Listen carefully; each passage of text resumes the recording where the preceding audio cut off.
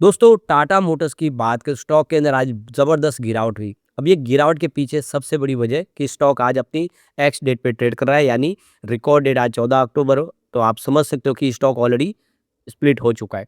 अब इसकी जो प्राइस होगी वो आने वाले समय आपको तब बेनिफिट होगा जब दूसरा शेयर आपको अलॉट कर दिया जाएगा।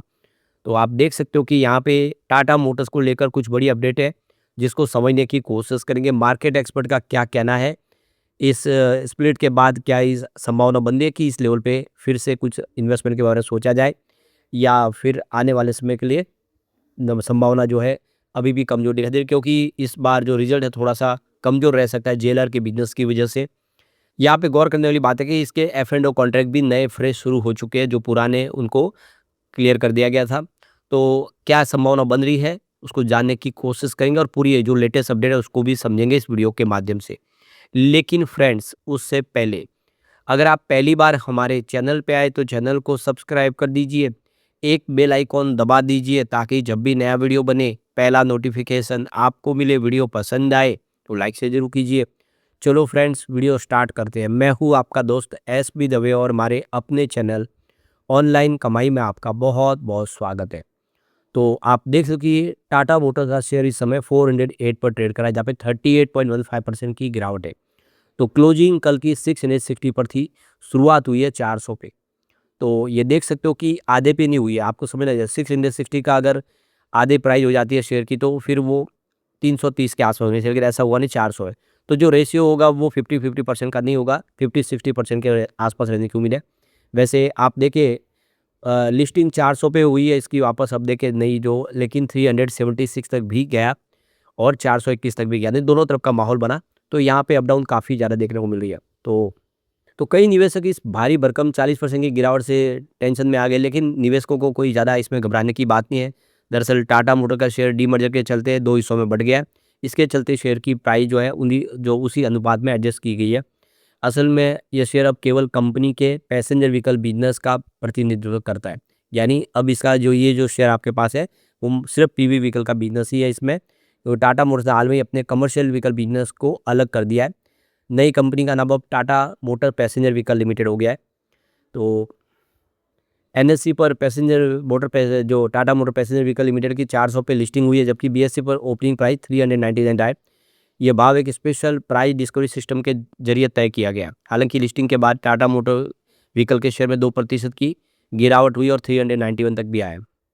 तो पहले 14 अक्टूबर यानी आज के दिन रिकॉर्ड डेट फाइनल कर दी गई थी। इसका मतलब ये था कि जिन निवेशकों के पास आज की तारीख तक टाटा मोटर के शेयर है वे डीमर्जर के बाद बनने वाली नई कंपनी देखो कि Tata Motors commercial vehicle limited के शेयर पाने के हकदार होंगे। निवेशकों को टाटा मोटर के हर एक शेयर के बदले एक शेयर दिया जाएगा फ्री में। तो आपको ये भी पता होगा फ्री का मतलब है कि इसकी शेयर की प्राइस भी आधी हो गई है। तो टाटा मोटर्स के बोर्ड ने पिछले साल अगस्त में अपने कमर्शियल व्हीकल और पैसेंजर व्हीकल बिजनेस को अलग अलग करने का फैसला कर लिया था। इस कदम का उद्देश्य दोनों बिजनेस को अलग अलग तरह से आगे बढ़ाना, दोनों अपने हिसाब से पूंजी का बेहतर उपयोग कर पाए, भविष्य की ग्रोथ के जो अवसर है उसका लाभ उठा पाए। क्योंकि दोनों कंपनियों का बिजनेस बहुत ज़्यादा फैल चुका है, वो अपने हिसाब से निर्णय लेंगे तो कंपनियों को और आगे बढ़ा पाएंगे। डीमर्ज के बाद पैसेंजर व्हीकल इकाई का नाम टाटा मोटर्स पैसेंजर व्हीकल होगा, वही कमर्शियल व्हीकल बिजनेस का जो नाम है वो टाटा मोटर्स होगा। तो ये देख सकते नवंबर में फिर से मार्केट में लिस्ट होगा। पिछले 1 महीने में यहाँ पे 7% के आसपास के स्टॉक में गिरावट है। साल की शुरुआत 2025 से देखें तो भी 11% के आसपास की गिरावट आ चुकी है, लेकिन पिछले 5 सालों में 420% का मल्टी बैग रिटर्न दिया स्टॉक ने। तो अब यहाँ पे गौर करने वाली बात है कि टीएमएलसीवी के जो नए जो शेयर होंगे वो 45 से लेकर 60 डे के भीतर यानी 60 दिनों के अंदर अंदर बीएससी और एनएससी पर लिस्ट होंगे। तब तक ये शेयर निवेशकों के डिमेट में दिखेंगे, लेकिन ट्रेडिंग के लिए उपलब्ध नहीं होंगे। तो आज देखो कि प्री ओपनिंग एक शस्त्र इसके लिए लाया गया, जिसमें इसकी वैल्यू को एडजस्ट किया गया और 400 रुपये की प्राइस से इसको लिस्ट किया है। तो क्लोजिंग प्राइस अगर देखें कल की तो 660 के आसपास थी, तो उस हिसाब से दूसरा जो शेयर है वो 260 रुपये के आसपास हुआ। तो ये देख सकते हो कि टाटा मोटर्स दोनों सेगमेंट को स्पष्ट फोकस, स्वतंत्र रणनीति, बेहतर कैपिटल एलोकेशन देना है। इससे शेयर धारकों के लिए वैल्यू अनलॉकिंग और पारदर्शिता बढ़ने की उम्मीद है।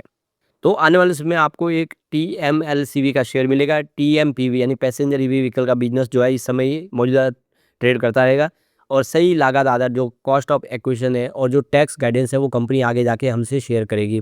निकट अवधि में शेयर में अस्थिरता देखने को मिल सकती है, वॉलेटिलिटी ज़्यादा हो सकती है। तो यहाँ पे एसबीआई सिक्योरिटीज का कहना है कि टाटा मोटर्स का डिवीजन कंपनी के दोनों कारोबारों को अलग अलग वैल्यूएशन करने में मदद करेगा। उनके मुताबिक टीएमपीवी जिसका 87% रेवेन्यू जेएलआर से आता है और वैल्यू 285 से 384 प्रति शेयर के बीच होगी, ऐसा अंदाजा है। और वही टीएमएलसीवी की वैल्यू 320 से 470 प्रति शेयर के अनुमानित के हिसाब से एसबीआई ने बताया कि टाटा मोटर्स जल्द ही आईवेको ग्रुप एनवी के कमर्शियल व्हीकल डिवीजन की 3.8 बिलियन यूरो में आप देख सकते हो कि यानी करीब 34,000 करोड़ में पूरी जो डील है उसको फाइनल कर देगा। इससे कंपनी की जो सेल है वो 3 गुना हो सकती है। ईवी व अल्टरनेट फ्यूल टेक्नोलॉजी में उसका दबदबा बढ़ेगा। हालांकि आईवेको के कम मार्जिन के कारण शुरुआती कुछ क्वार्टर में प्रॉफिट पर थोड़ा दबाव रह सकता है। यस सिक्योरिटीज ने इस डीमर्जर को वैल्यू अनलॉकिंग का बड़ा अवसर बताया है। उनके अनुसार दोनों नई कंपनियां अब अपने सेगमेंट पैसेंजर और कमर्शियल व्हीकल में टारगेटेड निवेश कर पाएगी। बोनाजा रिसर्च की एनालिस्ट खुशी मिस्त्री ने भी कहा है कि यह कदम दोनों कंपनियों को शार्पर बिजनेस पर फोकस देगा। उन्होंने बताया कि टीएमएलसीवी भारत की 37.1% मार्केट शेयर के साथ सबसे बड़ी कमर्शियल व्हीकल निर्माता है, जिसकी अभी डाटा मार्जिन Q1 में फाइनेंस 2026 में 12.2% रही है। वही टीएमपीवी को H2 फाइनेंस 2026 में 8 से 10% ग्रोथ की उम्मीद है, जिसे नए मॉडल लॉन्च है एसयूवी सेगमेंट में मजबूत पकड़ और ईवी और सीएनजी की बढ़ती मांग से सपोर्ट मिलेगा। जेएलआर पर असर और साइबर अटैक का प्रभाव। सितंबर में हुआ साइबर अटैक के बाद जेएलआर ने 8 अक्टूबर से चरणबद्ध तरीके से अपने प्रोडक्शन को फिर शुरू कर दिया। खुशी मिस्त्री ने कहा है कि जेएलआर की होलसेल वॉल्यूम 24% और रिटेल सेल 17% घट गई है, जिससे हर हफ्ते करीब 50 मिलियन पाउंड का नुकसान हो रहा है। यस सिक्योरिटीज का कहना है कि Q2 फाइनेंस 2026 में जेएलआर की डिस्पैच 24% घटी है, लेकिन रिटेल इम्पैक्ट सीमित रहा है। तो Q2 इस बार दबाव में रह सकता है ऐसा लग रहा है, लेकिन Q3 और Q4 आने वर्ष में रिकवरी होगी और फिर एक उम्मीद है कि बेहतर करते हुए दिखाई देंगे। तो कमर्शियल व्हीकल बिजनेस के लिस्टिंग की कोई तारीख अभी तय नहीं हुई है, लेकिन कंपनी का कहना है कि अगले 4 से 6 सप्ताह में यानी मिड नवंबर में लिस्ट हो जाएगा। फ्यूचर एंड ऑप्शन मार्केट में भी बदलाव हुआ है। पुराने डेरिवेटिव कॉन्ट्रैक्ट सोमवार को खत्म हो गए। मंगलवार से नए कॉन्ट्रैक्ट शुरू हुए, जिनकी ट्रेडिंग सुबह शुरू हुई है आज 10 बजे से। नए सीवी बिजनेस अभी एफ में शामिल नहीं होगा, क्योंकि किसी भी नए शेयर को एफ में शामिल होने से पहले कम से कम 6 महीने की ट्रेडिंग हिस्ट्री होनी चाहिए। टाटा मोटर्स के डीमर्जर अलग अलग ब्रोकरेज फर्म का कहना है कि यह डीमर्जर दोनों कंपनियों के लिए फायदेमंद साबित होगा। तो देख सकते हो कि ये क्लियर है कि इस डीमर्जर के बाद माहौल पॉजिटिव बना है। ऐसे में आने वाले समय टाटा मोटर्स बेहतर करेगा। अभी फिलहाल इस प्रॉब्लम है Q2 की, जो इस बार कमजोर रह सकता है, जिससे दबाव बनेगा, लेकिन आने वाले समय टाटा मोटर फिर बेहतर करता हुआ दिखाई देगा और काफ़ी शानदार इसकी संभावनाएं दिखाई दे रही है। इस डीमर्जर के बाद कंपनी अपनी नई ग्रोथ स्टोरी लिखने को तैयार है।